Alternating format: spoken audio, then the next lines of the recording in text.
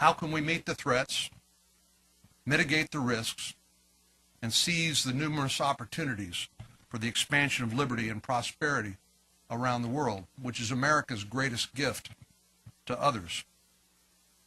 Despite the promise of such a vision when he took the oath of office in January of 2008, President Obama has seemed to be more aloof than engaged in U.S. foreign policy.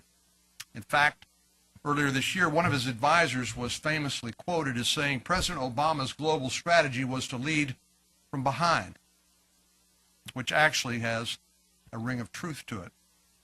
Sure, the president shows up now and again to spike the football when a major tyrant or terrorist is killed, but there's a sense that each of these decisions are ad hoc, not part of a strategy.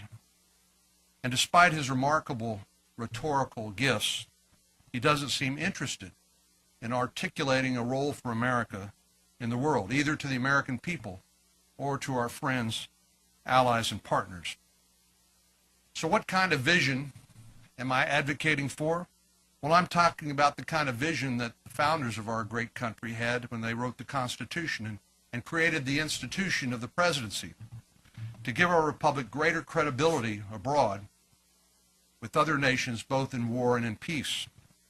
It's the kind of vision that Harry Truman had during the early years of the Cold War, when he accepted America's role as the new leader of the free world and helped create the alliances, institutions, and capabilities that ultimately defeated the threat of communism.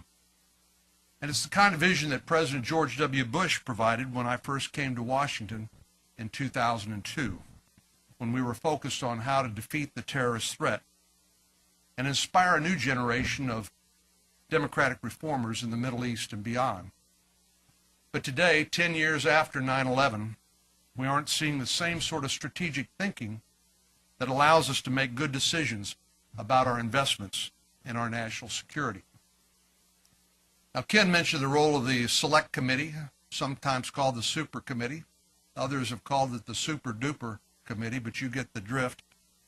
I've joked to others that this group of 12 have more power than any other group of Americans since the delegates met in Philadelphia in 1787 to amend the Articles of Confederation and came out with a new constitution. Now, I'm not suggesting we're going to get a new constitution, but they do have a lot of power.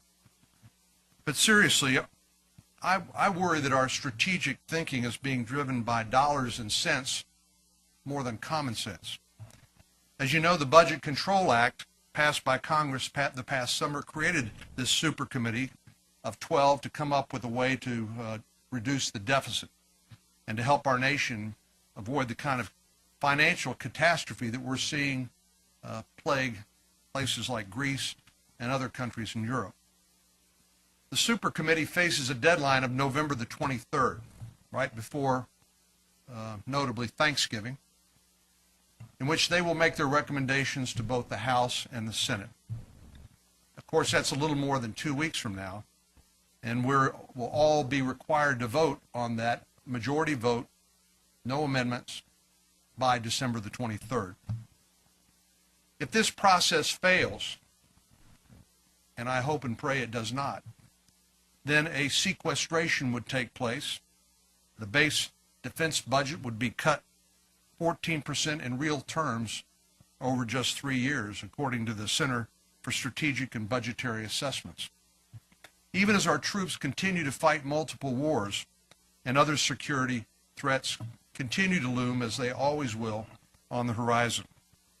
Keep in mind that these sequestration cuts to our national defense would be in addition to the cuts already made under the Budget Control Act, which are up to $489 billion over 10 years, and other efficiencies recommended by Secretary Gates, which are a little less than $180 billion over 5 years. What about the cuts that have already been made? What do they mean for our men and women in uniform? The Chief of Naval Operations, Admiral Greenert, gave us one example. He testified that since 2000, the number of ships in the fleet decreased by about 10%. Yet in the last 4 years alone, demand for carrier strike groups has doubled, and requests for amphibious ready groups grew by 70%. As a result, each ship is underway about 15% more than in 2000, lengthening deployments and making deployments more frequent. Fighting 2.5 wars over the last 10 years has put a great strain on the force, and we all recognize that. So this should really be a time for rebuilding and retraining and not retreating.